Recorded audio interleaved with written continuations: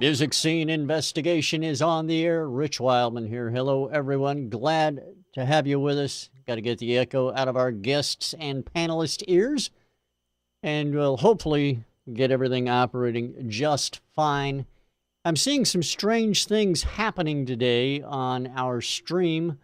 Apparently, there have been some issues out at our hosting site. They have been talking about it overnight. Hopefully, they've gotten things kind of sort of worked out. If you're noticing anything strange, video dropping or anything like that, I wish I could do something about it, but I can't.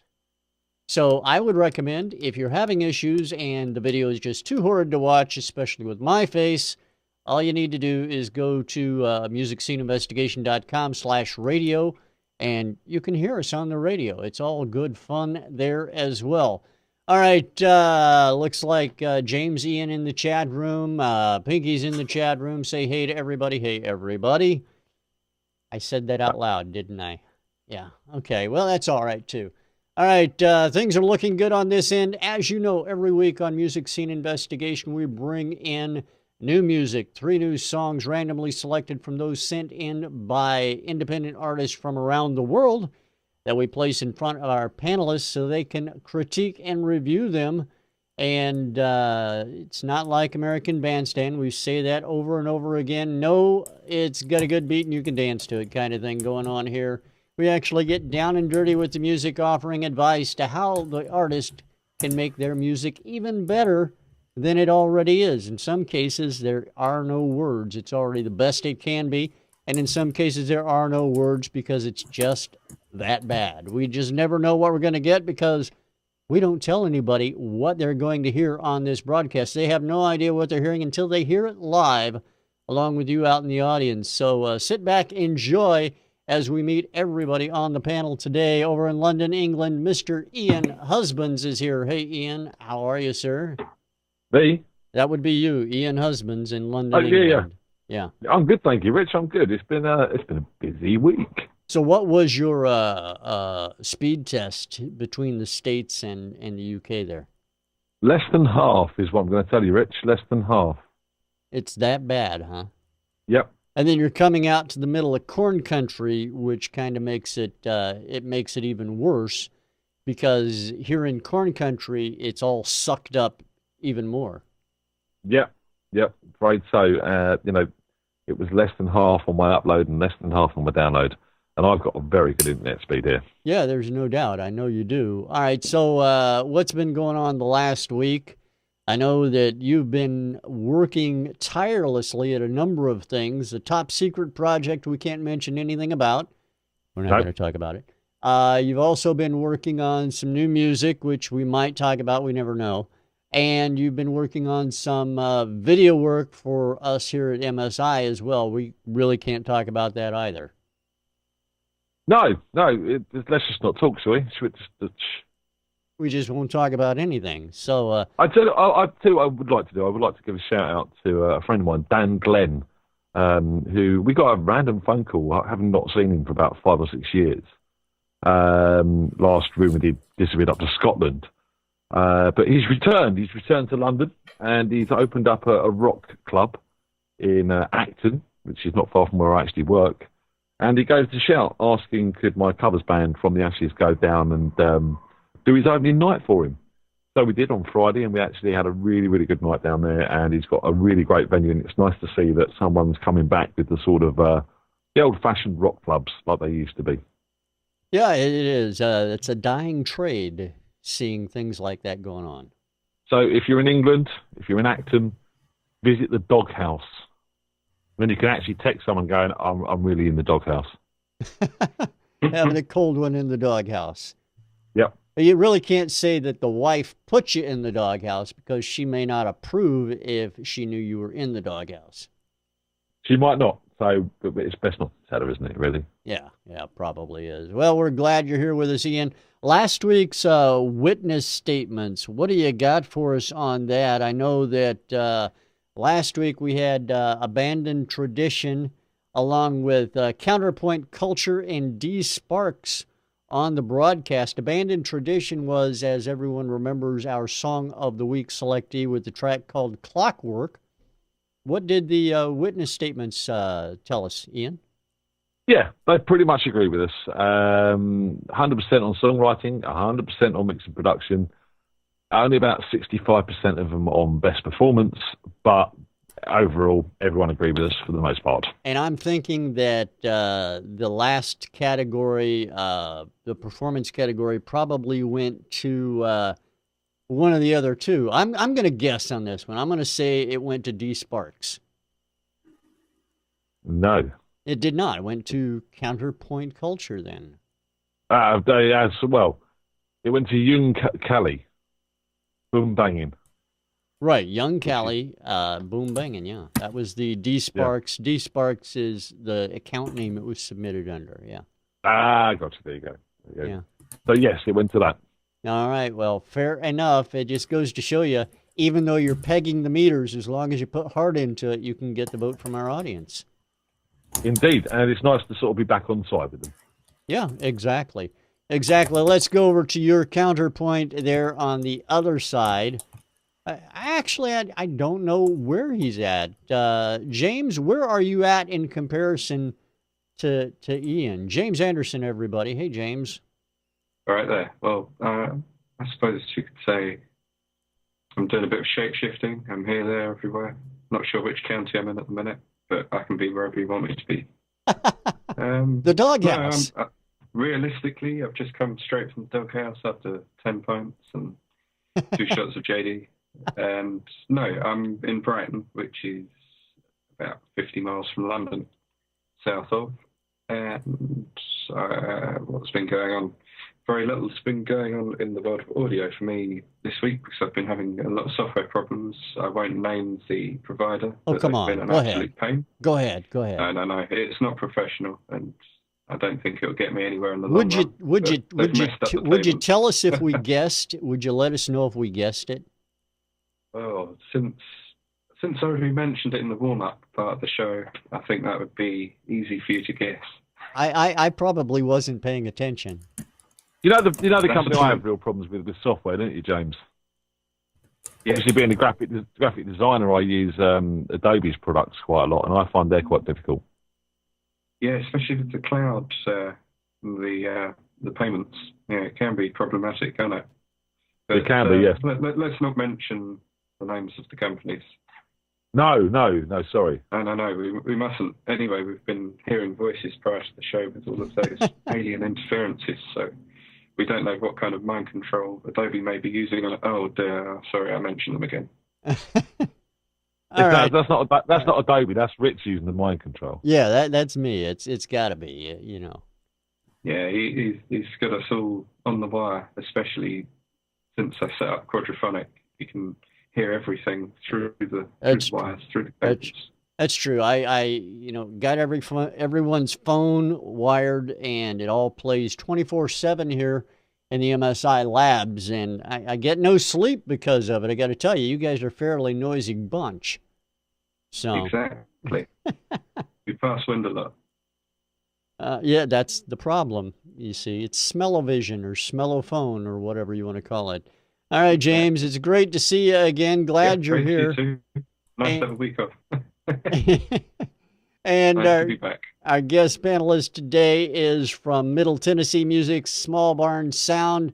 He's a good friend of mine. I've known him for, 4 years? What do you think? 4 years, yeah. He's showing me in the video here. 4 years. It's Bret Campbell, all the way from Nashville, Tennessee. Hey, Bret, how are you, man? Well, I'm not complaining at all today, Rich. It's good to be here. Thank you. Well, we're glad to have you. Now, you're doing a lot of things these days. You just recently moved to Nashville. You're renovating the place, rebuilding the studio, the whole 9 yards, I think is what you're into right now. You're kind of up to your neck in woodwork, isn't that right? Actually, I'm covered in woodwork, so to speak. We tore the entire floor system out of this place and replaced it with the house still sitting on top of it. Wow. That's a job and a half. A job and a half done by one person. So now I got to ask you this, because a lot of people out there are probably not as handy as what you are. I know I'm not. how on earth do you replace the floor in a house without having? I mean, do you jack the house up? What's the deal on that? How do you go about that? Several good jacks are advisable. I put in some temporary supports and lift a little bit so that I can get the pressure off of a spot and take out a few floor joists at a time or whatever. And this one we had to do the whole thing: mud sills, spans, girder beams, floor joists, the whole 9 yards.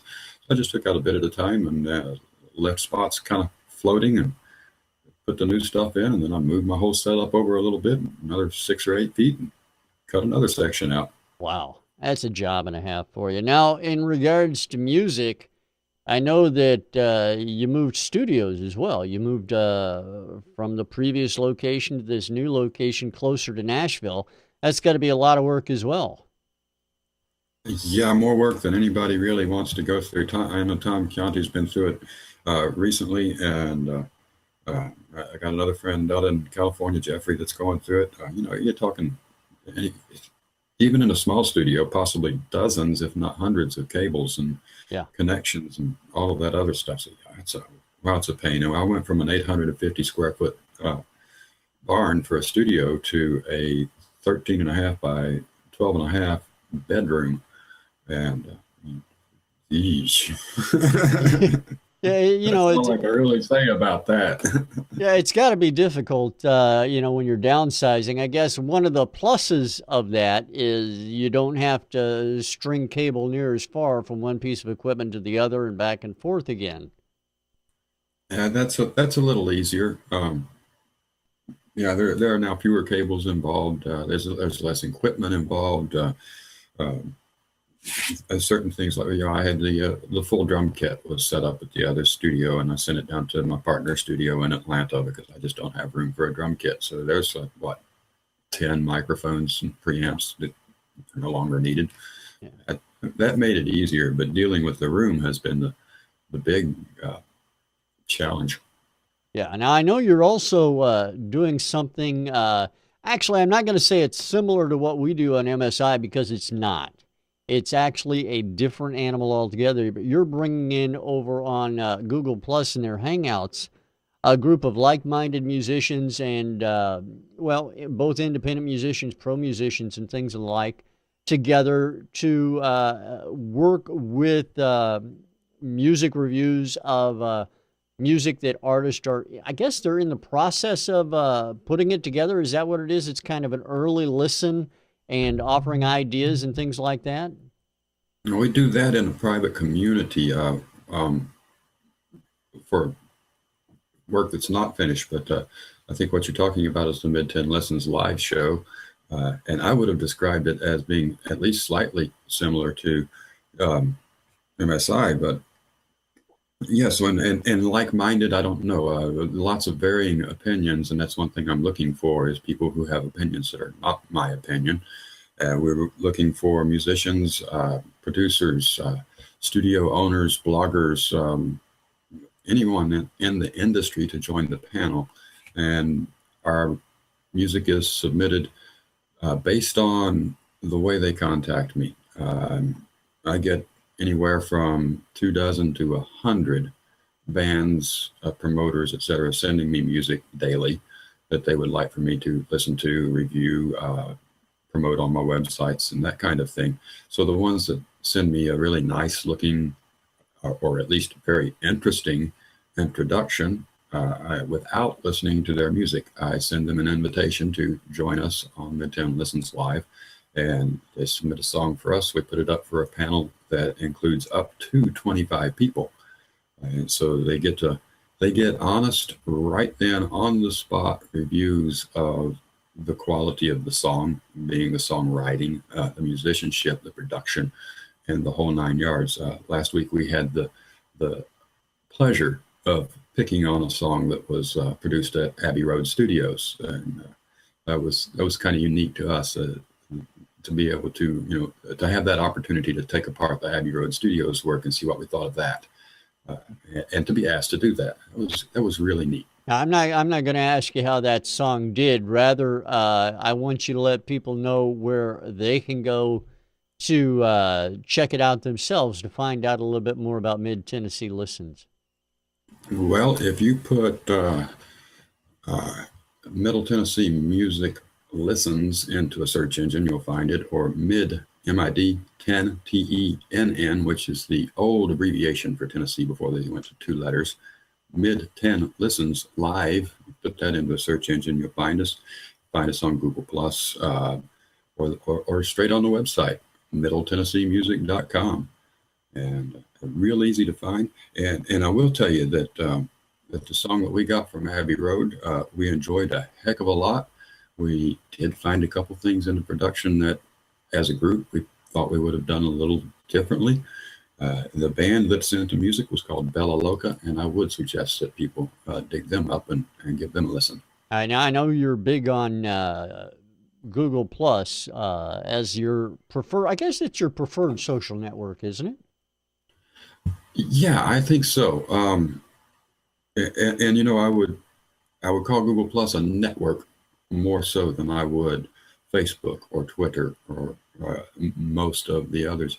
It's been a platform in which I've been able to actually really get to know the people I'm connected to via the internet. The thing that's made that possible is their Hangouts thing, so that we can get together and do just what we're doing here and see each other face to face and see facial expressions and talk to each other live. And it's really, to me, it is the best networking platform around. I love LinkedIn for the professionalism, but it also is becoming very Facebook-like to me, and it seems that my LinkedIn stream is now listen to my song, listen to my song, listen to my song. And I'm sorry, but I mean, I got a mailbox full of that. I don't need it on the social network. Yeah, no kidding. I understand where you're coming from there. All right, so I'll tell you what. Let's see if everybody on the broadcast or on the panel here comes to any consensus on today's music. Because, I'm interested to see what everybody thinks. Now, I got to be honest, up front here, guys, I don't think that any of the music today was produced in Abbey Road Studio. So I just want to let you know that. Sorry. Just the way it is. Now, it could have been. I don't know. I'm just letting you know up front. But we do want to go ahead and get into the music today. I will let our panelists know song number 3 that you'll hear later on today is louder than the other 2. That's all I'm going to say. Thanks for the warning, because that was pretty bad the last time it happened. I was nearly deafened. And that happened to be song number 3 too, so thanks for the warning. Ian won't let me live it down, so I have to, Sorry, what was that? Can you speak up? I can't hear you. Yeah. All right. Thank you. I appreciate that, Ian. My hearing's gone these days. What was that? Yeah, pardon? All right, here we go. Let's go ahead and take a listen to song number 1 on today's broadcast. Here it is, everyone. This is song number 1 on today's Music Scene Investigation. Enjoy it, everyone.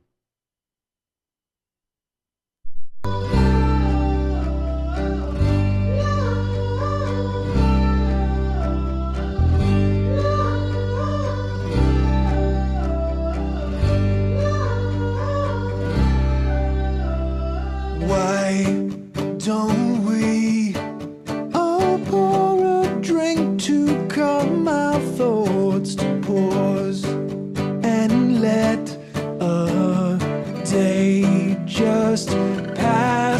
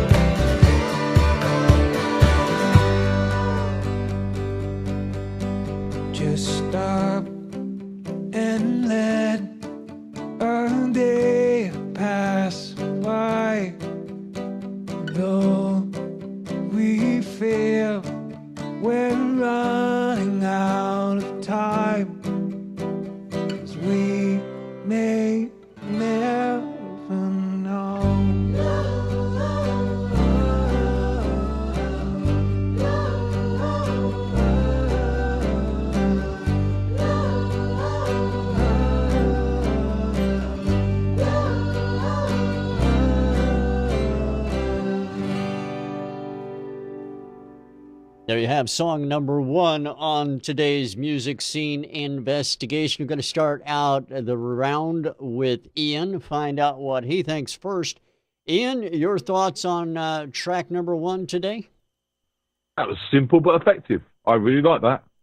Like the acoustic tone to start with. I mean, that's obviously it's the driving force behind the whole song, really, next to the vocal. So it's nice to have a nice, clean acoustic sound that was well played and just held that rhythm really, really nicely for that vocal to float over the top of. Didn't know what to expect to start with. Was hoping it would build, and it did. But it didn't go too far. I don't know what the percussion was. Maybe some rim shots or something like that were going on. Sorry, side stick, not rim shot. To get that sort of percussive effect. But that was nice. Wasn't too overdone, and it sat in the mix really nicely. I did find the bass when it came in, just padding away on them root notes, was a little bit dominant. I would personally just like to have knocked that little back a little bit, keep that acoustic drive in and keep that vocal up front. Because when everything did come in, that vocal did get shoved back just a little bit in the mix. A little bit too much for my liking. You could still hear it, clarity was there, but it sort of seemed a lot more up front when it was just the guitar and the vocals. Like the guy's voice. Really did like the guy's voice. The nice range, nice tone to it, and his performance was very strong. The use of backing vocals and the layering was nice. It's really gave it a nice lift, and you got that sort of little hook going on the background as well with the backing vocals. So yeah, I mean, very simple song. Personally, I don't think this needs anything done. I like it as it is.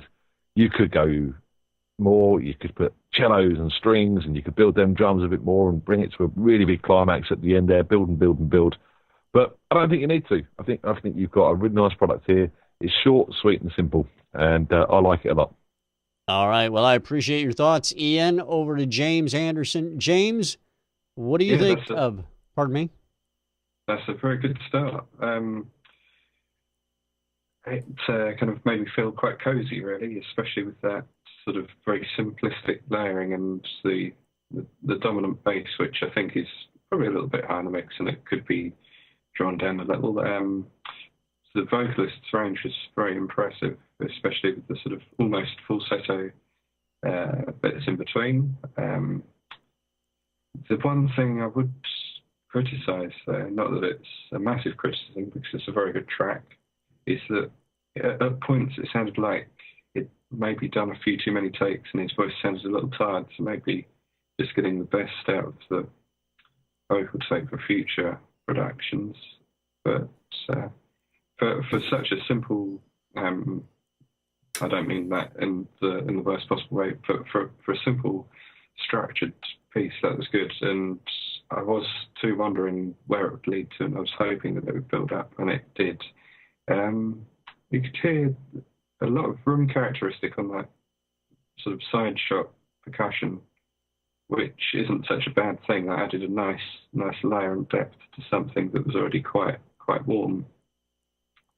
Overall, quite a good mix. I think there's room for improvement, as there usually is with a lot of the tracks that are sent in if they're mixed properly and mastered properly. But maybe could be a little less muddy in the mid range, especially with a fair amount of dominant bass. But overall, that's a fantastic track. All right. Good start. All right, James. Well, I appreciate that. Thank you. And over to Bret Campbell, Middle Tennessee Music. Bret, what do you think about track number 1 on today's broadcast? Oh, I rather enjoyed it, Rich. I thought it was quite cozy myself. And, wow, everybody's... we've talked about the bass already, and that was the very first thing that struck me. I had to look at my monitors, actually, to see if they were on or off from the sound of the bass. And when I hear a bass in my headphones, that makes me say, wow, that sounds like it's coming out of my speakers. I like that. But then I think maybe I agree there was just a little too much of it. I'd have to hear it through the live monitors to know for sure.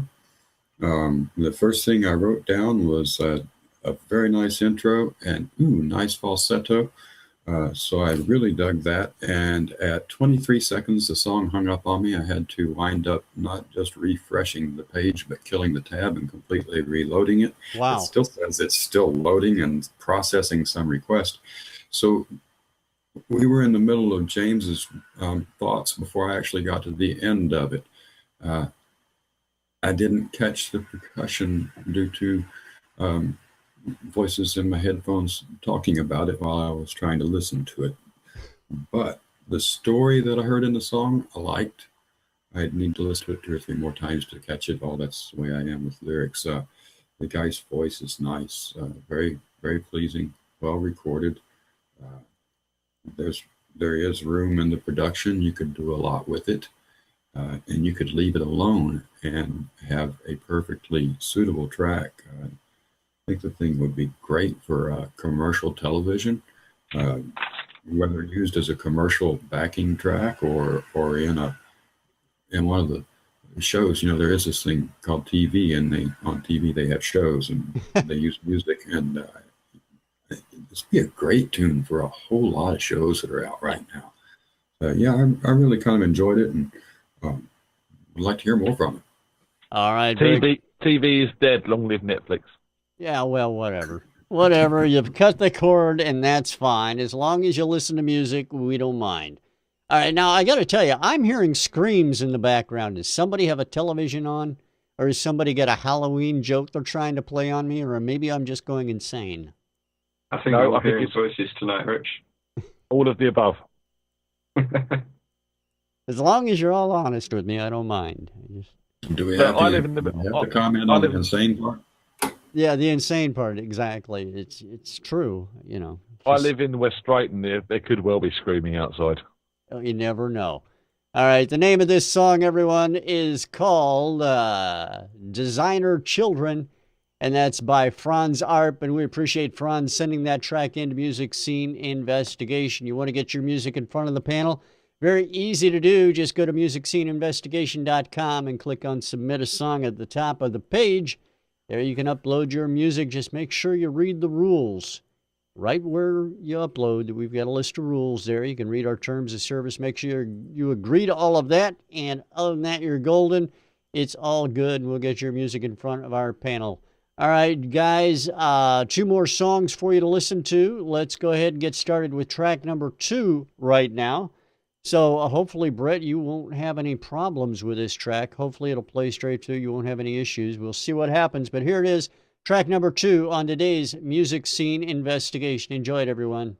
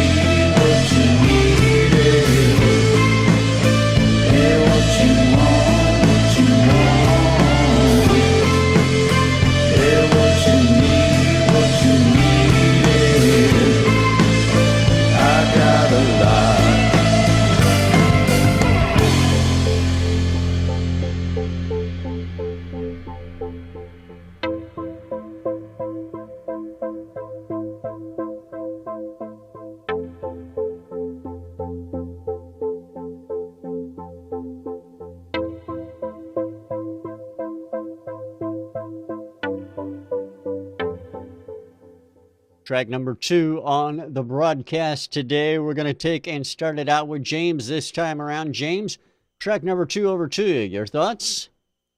Wow, that's the kind of track that would grow on me after several listens. There were things in there that I couldn't quite get my head around to begin with, but about a couple of minutes in, I was definitely getting a good feel for the track, and it certainly made me think of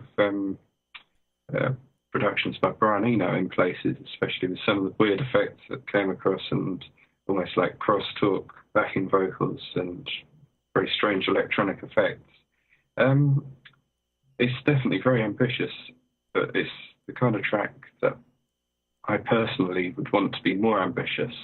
So, for instance, there's certain synth sounds in there that sound a little bit too much like presets, and I think that they could really make this track quite well, not wacky, but a little bit more emphasised in some places, just to make it a bit more sort of experimental and a little bit more avant-garde. I really like the drive to the track and the way that things progressed and got moving, and there's certainly very memorable phrasing in there.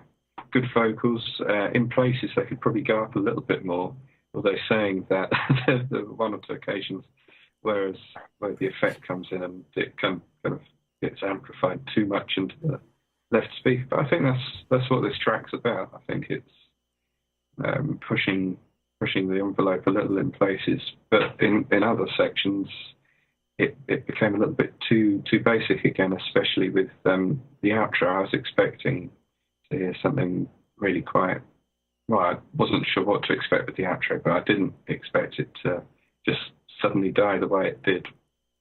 Going on to the actual mix and production, I think there are elements of it being overcompressed, which isn't 100% essential. I think a lot of people are trying to sound as loud as possible, and they'll stick it through multi-band compression or try and wang up everything as loud as it'll go. That's not always an effective way of doing things, and I think if you can create a more subtle and interesting and varied dynamic range, then that's the way forward. But great track, a little bit strange and suited to my tastes, so hopefully that doesn't bias my overall opinion, but it'd be interesting to see what the other guys have to say about it. All right, well, let's find out what they have to say. Bret, what do you think about track number 2? Well, yeah, I agree with James on several points. It kind of reminded me a little bit of NXS, some of the production in it. Really dug that ARP-like synth line going in, and the bass was nice and warm. The little mini Moog-like bleeps were really nice. But yeah, James used the word that came to my head about halfway through, presets. I reach out and twist those knobs every now and then, even if you only twist them just a little bit during the song. A little bit of little movement in those sounds would have been nice. I liked his vocal style. I thought I heard a little bit of distortion in it, and I think that might have been from being overcompressed. And I really dug the weirdness in the guitar solo, but I'm not sure it was a guitar. I almost want to say this song was built rather than recorded. There was a lot of good stuff in it, but then the repetition of the vocal line. I'm sorry, but I remember 2 lines out of the song, and that's because I heard them over and over again. It just did not go anywhere. It didn't tell me a story. After 2.5, 3 minutes of him saying, what you need, what you want, and I want to hear an orgasm at the end of that song. He sounds like he's singing to a woman. I want to hear that mix build up. I want to hear the synths go crazy. I want to hear the cymbals and the drums get big. I want to hear that thing explode rather than just fizzle out. My woman doesn't want me to just fizzle out after I tell her I've got what she needs. So overall, yes, it's a good tune. It's got some potential. Could very well be used in a lot of different places. I'm not going to listen to it again, though. All right, well, that's fair enough, and I appreciate your thoughts on it. Ian, what about you? What do you think of this track? Okay. Yeah, the guys have covered a lot of it, really. I felt there's a good song here. I liked some of the production going on. I liked the sort of creative palette that's been created with some of the sounds. But I felt it was kind of fighting in which direction it wanted to go. There's been a lot of people mentioning a lot of artists it reminds them of. Personally, I think it had elements of Bowie in there. Someone in the chat room said elements of Billy Idol, some of the sort of early sort of Generation X stuff that I think was a bit like, or sorry, it's after he left Generation X stuff was like this. And there's lots of good ideas going on. But, you know, I felt the synths were too dominant on this. I think they should have left the work to the guitars and the bass and the drums to sort of do the real work and have the synths as more ear candy. They were too up front for my liking. And that kind of sort of made the track fight which genre it's trying to be, in my opinion. Did like a lot of the sounds. Did feel that the lead synth was a tad harsh on the sort of high mids on the EQ. It just had a bit of a nasty edge to the sound, which I didn't like. I'd like to hear it a bit warmer and a bit rounder. And again, set back in the mix a little bit, just so you can hear it, but it's not dominating the track. I felt the vocals didn't sound as mixed as well as the rest of the backing track, if that makes sense. From a production point of view, personally, I don't think they were compressed correctly. They sounded too open and too natural compared to the rest of the track that was going on there. I think some more production on that vocal. I did like the effects on the backing vocals on that sort of chorus part. They were really, really nice, and they were set correctly, and they were panned correctly, and they were just in the right place on the volume as well. So I liked that a lot. But yeah, the hook was there, but hasn't really caught me.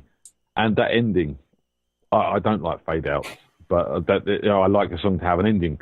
I think, you know, if you'd have had that vocal come in, and it really built that track up into that sort of where that sort of synth hook was playing, and sort of out on that in a real big note. But yeah, otherwise, there's a lot of good stuff going on now. I think it just needs a bit of a rearrangement and work on that vocal production. All right. Well, I appreciate that, Ian. In the chat room, they're accusing someone of opening a beer. I don't think that's the case, but if they did, please pass it this way too. Share and share alike. That's what I always say. The name of this track, it's called What You Need, and it's by a group called Of Clocks and Clouds.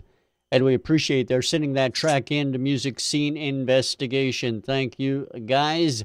All right, we have one more song to take a listen to, so I want to get to that right now. I want to let you take a listen to this, being track number 3 on the broadcast today. So here it is, everybody. This is track number 3 on today's Music Scene Investigation. Enjoy it, everyone. Track number 3.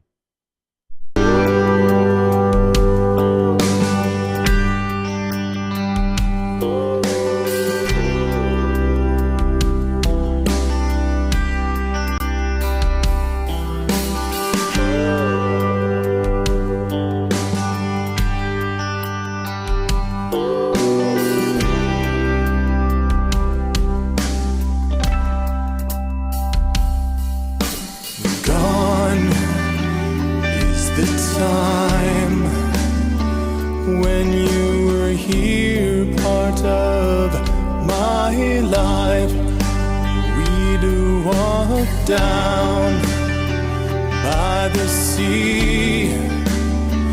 If I had just realized, if I had just believed our time was running short, I would have made these fading memories last for another day.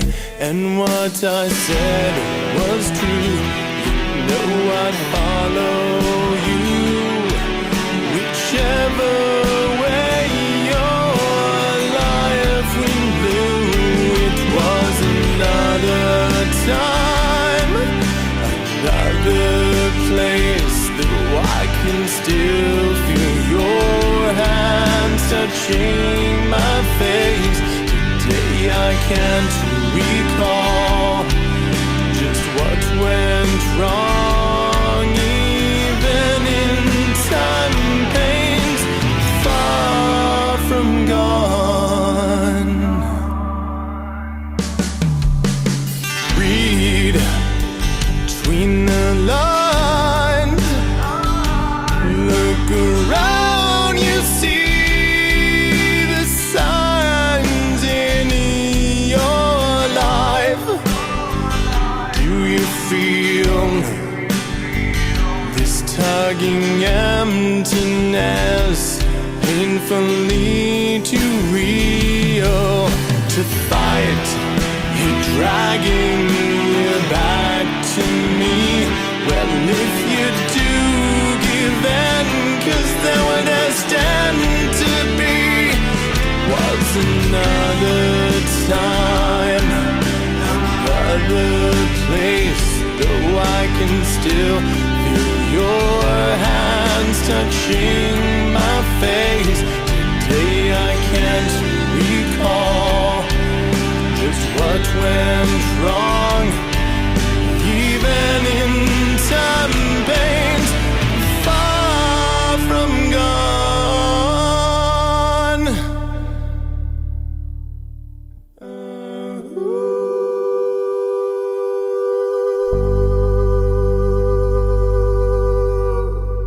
That is track number 3 on the broadcast today, and we're going to head over to find out what Bret thinks about it first.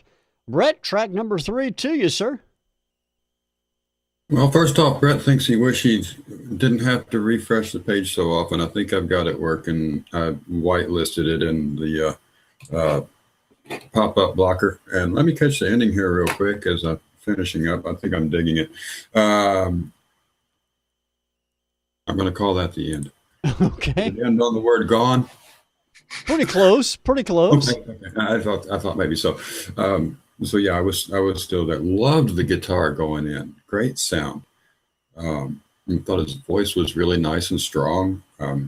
As I started to worry that he might be range limited and was going to get a little monotone on me, but then and when he got to the chorus, he broke that for me, and that was nice. I liked the story in this song. It's kind of a sad song, but he told me a story, and that's really cool. A song that tells me a story, that takes me somewhere, it puts me in a storybook. That's great. So I'm going to give him a lot of prop for that. And I think the only place I'm going to pick on him is the echo for the vocal. Anybody that knows me knows I love delays and echoes. Those are my favorite things to play with. But this filter that he's got on that echo, again, I'm going to say it's another preset. Reach out and twist those knobs. So grab an analog delay or something. It got old. When he got to the break in the middle and it echoed the line twice, I think the song would have been 10 times better if he'd left that out and given me a whole second of silence there. It really would have just been really nice. But if I had to rate the thing, on a scale of 5, I'd give it a 4, I think, and definitely would be one that I'd be interested in hearing again. Nice song. All right. Well, I appreciate that, Bret. Thank you. Over to Ian this time around. Ian, what do you think about track number 3? I'm going to say this, but it doesn't sound as bad as I'm going to say it. It all got a bit Disney for my liking. But, that doesn't mean that's a bad thing. There is a good song here. Personally, from, my humble point of view, if this had a really powerful female vocalist on this and have more of a sort of orchestral backing towards it, it could be on a Disney movie. That's how good the song is. This is the sort of thing, you can see the sort of montage scene and the animated horses galloping through the forest with the people on their backs and, that sort of thing. Really, really good track from that point of view. Thought the guy done a very good job of singing it. Liked his voice. Again, that delay and that reverb, especially when it stopped at the end and you heard it sort of stutter and sort of make noises that sort of just reverberated out until the U's come in. That was a tad annoying. Didn't like that at all. I thought the guitar sound, that sort of tremolo guitar sound at the start there was nice, but I did find it very sharp again on the top end. And it was a tad overpowering of that mix. And then I found the rest of the instruments quite dull. I think that, it lacked a bit of sparkle, except for that guitar, which was everything was sort of dominating the sort of the highs from my point of view. I'd like to hear more sparkle and then drums, bring them out a bit more bottom end as well. Just to sort of give the track more clarity. It was all sitting around the mids, and his vocal was in places getting sort of messed up with the guitars and the bass and everything else that was going on. Yeah, I mean, it's not my bag. It's a little bit too Disney for my liking. But, as I said, that's not a bad thing. If this was placed in the right hands, I think this could work really well on that sort of film. All right. Well, I appreciate your thoughts as well, Ian. Over to James. James, track number 3, over to you. What do you think about it? Well, just to satisfy Ian before I go into the review, I'm just going to say a few things. So there's your little bit of falsetto. I hope you enjoyed it. So that was just a little element of track 1 for you, if you could remember the hook there. Yeah, going into track 3. A good solid track. However, there are pitfalls and very good points as well. I don't think anybody else mentioned the backing vocals on the introduction there. As soon as I pressed play, I could hear backing vocals that I actually was quite bamboozled to begin with, because I wasn't sure if they were an instrument or vocals, so that was quite an interesting point to start the track on, and kind of drew me in a bit. Again, for me, it's not my genre either, but I felt that the whole instrumentation was pretty damn good and solid for what it was there for. The guitars definitely suited the genre, and his voice was good. However, I'm not a fan of the use of the delays and echoes in this track, or particularly the use of reverb about midway through the track.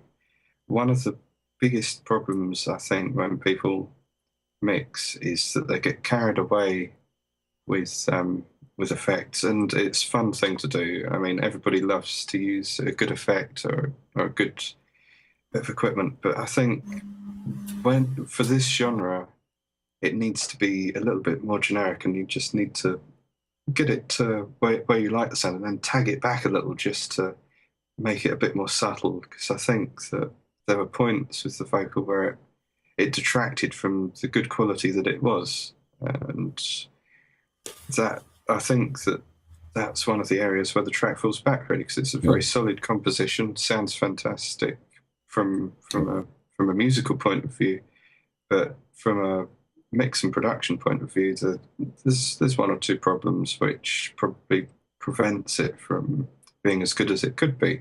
But this is what the show's there for, and hopefully any advice that we can give will be helpful. But this was certainly cut a lot hotter than the other 2 tracks we've had today, and I think Rich may have been ducking the board a bit for the listeners out there. So maybe it'll come across to the general viewers a little differently to what it did for us. But all in all, we've had 3 great tracks today. So it's going to be interesting to see where we go with this and which one we vote for. Yes, it definitely will be, and we're going to do that in just a second. However, I do want to introduce this track to everybody. Track number 3 is entitled Gone, as I'm sure everybody knows, by a group called Simple Chain, and we appreciate their sending that track into Music Scene Investigation. Now, before we get to our panelists and hear what song they choose as their song of the week, we want to invite you to let us know what you think about the music you heard this week by filling out your witness statement. We'd like for you to go to musicsceneinvestigation.com/witness. Let us know what you think. We'll bring you the results of the witness statements next week. And we want to remind everybody that our Song of the Week selectees go on to compete in our hit list contest, which happens on the second Wednesday of every month, brought to you by Landar.com.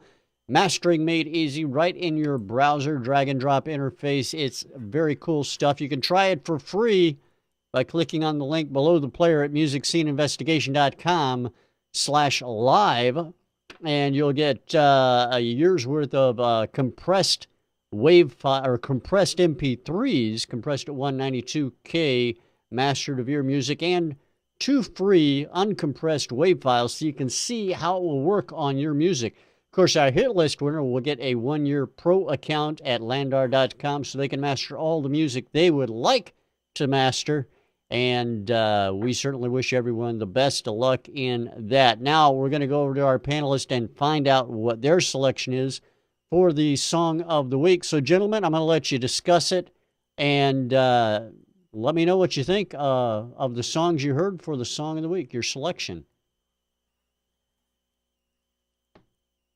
Don't all go at once, for goodness sakes. All right, I'll jump in. We've had 3 great tracks this week. I think the lesson learned here is the more you're trying to do, from my point of view, anyway, the more you're trying to do, the harder it gets to get it right. And I'm going to go back to basics with song number 1, because it was a very simple track, but besides that bass being a touch too loud, there wasn't much to complain about from the point of view of that track.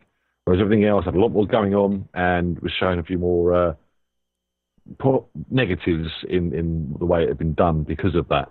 So I'm going to keep it natural and go with the folky song number 1. James, Brett, what do you think, guys? Well, I'm a little bit torn on this one because we've got 3 very good tracks, and the quality of tracks that we're receiving is getting better and better. So it makes life quite difficult for us. But in this situation, from a personal point of view, I really like track 2 because that was my kind of thing. However, there were a couple of drawbacks for me which prevent it from being my choice for this week. Track 3 was let down significantly by the hot mix and the slightly annoying delay in the vocal. I think without those 2 things, it probably would have been up there as well. I mean, these things are so close, it's very difficult to decide, but there is a clear winner for me, and that is track 1, just simply because we love falsetto. And no, not really. It was a very good track. It was simple, it was warm, and I think it just had a lot of promise. Really, evidently, there's room for improvement. There's room for improvement with virtually any track, but I think this was the one that was the most solid. This especially for me this evening. So I'll be going with track 1. All right, and Brett, your thoughts? Well, I was bouncing back and forth and kind of torn, and had it not been for the repetition of the vocal line in the second track, I would have jumped all over it. I thought it was good fun. Other than that, I was torn between 1 and 3, actually, and I have to say that I think I enjoyed the first track the most. It was the simplest. The guy's no Barry Gibb. The falsetto's not that great, but lots of fun and simplicity. Our last one left me wanting, and like I said in that second tune, if we'd had an orgasm at the end of the song, there'd been no doubt in my mind that would have been the coolest song. But I really liked the first one. It was fun to listen to. It didn't leave me wanting much of anything. James mentioned, you can always pick on something in a song, and that's the truth. You put something up in front of anybody, they can find room to improve it. Doesn't matter what it is. I can improve on Beethoven's Ninth if I really, really, really thought I needed to. But then again, I personally probably couldn't improve on that one. Yeah, the first one, the first track, that was the most fun track for me. And I'm going to go with that. So yeah, let's just make it a unanimous with the 3 of us. And I'd love to know what's happening in the chat room. I've refreshed it at least 24 times, and all I get is a blue screen telling me that it didn't work. So. Chat room is kind of iffy. We've been having some issues with Vaughn TV. Vaughn Live TV, their website has been having some issues over the last couple of days, so it's kind of a hit or miss kind of thing with them at the moment, which is unfortunate. I understand hit and miss. I love it. That's what makes the internet so fun. Exactly. And unanimous decision here today, everyone. Song number 1, Designer Children by Fronz is our song of the week. So congratulations out to him. He'll be competing in our hit list, which will be in, let me see, when it's November, I think. November, do you know the date, Ian? Do you know the exact date in November? I think it's the 9th. I think it might be the 9th, actually. I think you might be right. I'm usually top of my head, I wrong. can't tell you. It's actually the 8th. That was a day off. The 8th of November, people. Don't miss it. No, I'm wrong again. It's the 12th. Not the 8th. It's the 12th of November, people. 12th of November. Don't miss it. Let's just go with it. Get over there sometime. And Second Wednesday in November. It suffices to say second Wednesday in November is when you want to tune in for that. And we'll have a hit list winner selected at that time. But first of all, I want to thank Bret as we sign out today. Bret, thanks for being here, taking time out of the whole remodel and all the work you have to do, I'm sure. Thank you very much. It's a pleasure. It's been far too long, and I look forward to doing it again. Absolutely. We look forward to having you back. And again, thank you to everyone out in the chat room for joining us as well. Be sure to join us again next weekend, next Sunday, right here, same time for another MSI Music Scene Investigation. Right now, we're going to play out with Fronz Designer Children as our song of the week. So enjoy it, everyone. We'll talk to you again right here on Music Scene Investigation. Thanks for being here. Bye.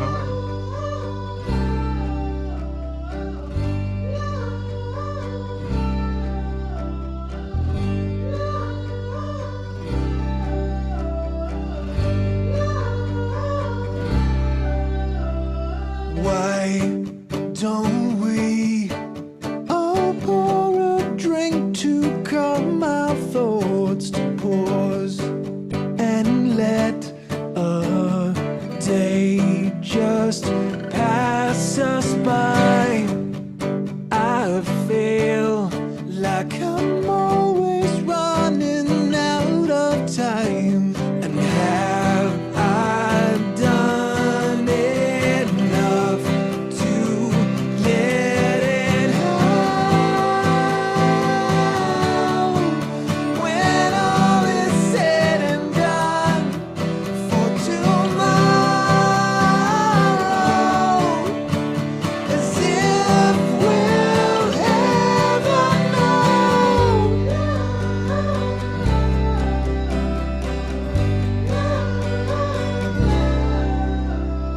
Where are we? Do you ever think that we could mend the damage done, so we can start again? My friends, designer children holding hands, walking blind, but have I done enough to let it out? When all is said and done, but in time, we're talking to ourselves for tomorrow, as if we'll ever know.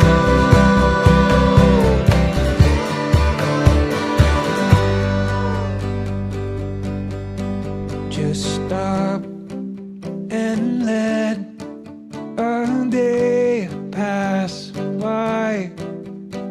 Though we feel we're running out of time, 'cause we may never know.